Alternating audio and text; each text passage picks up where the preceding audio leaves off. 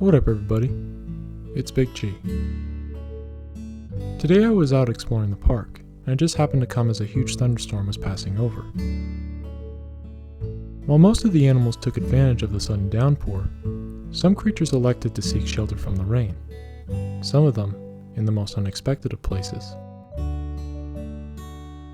Just as I was about to start my search for creatures, I happened to notice that another of the large pine trees by the water had just recently collapsed. Like the previous tree, it could provide a good spot to find hidden creatures below and above the water. So without a second thought, I went out to see what kind of critters we can hopefully find.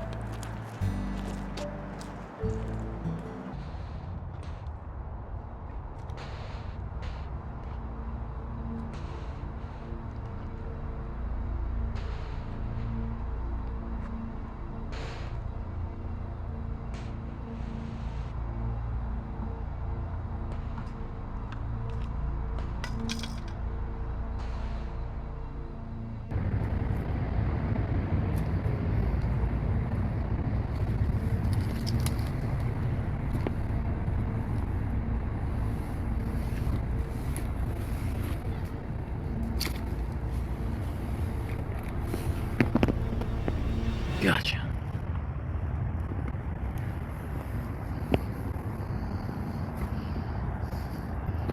Alright, got ourselves a turtle. I just saw him tucked in there real good in the stump, but let's take him back and get a good look at him.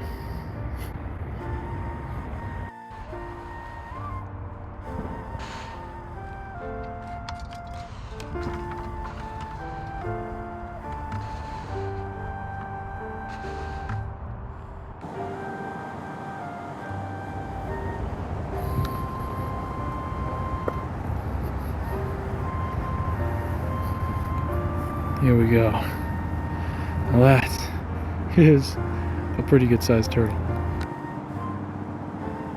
This is a red-eared slider. Probably the most common turtle species you can find at your local pet store. But around here, they're actually quite rare to find in this river, as it shares these waters with the more dominant turtle species like the red-bellied cooters and the smaller yellow-bellied sliders. And occasionally you'll see all three of them basking in the sun together.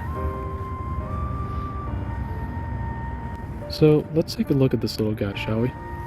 Now, the reason it's called a red-eared slider is because on the sides of its head, it has red markings, which look kind of like ears, hence where they get the name.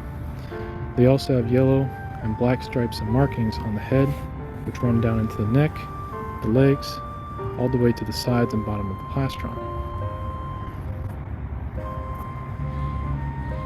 Now let's take a look at the shell. If you look closely at the carapace, you can see it's got algae growing on the top. It's perfectly normal for most river turtles, and as long as the turtle shell isn't cracked, it'll eventually peel off once the turtle sheds its scutes. While it's on the shell, this extra green gives the turtle some added camouflage. While lying on the bottom, the turtle could easily be mistaken for a rock covered in algae, confusing nearby predators. This added camouflage allows turtles to survive in the wild and grow big and strong.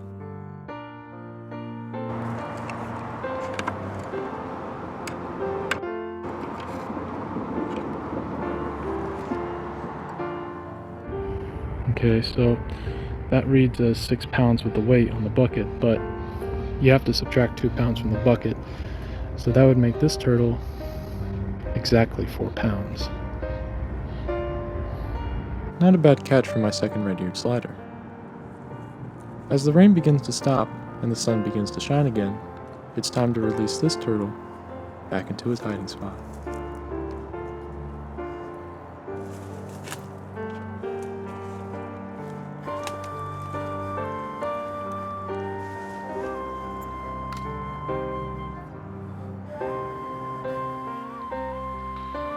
With the turtle happy back in his little hangout, I think that marks a pretty successful day.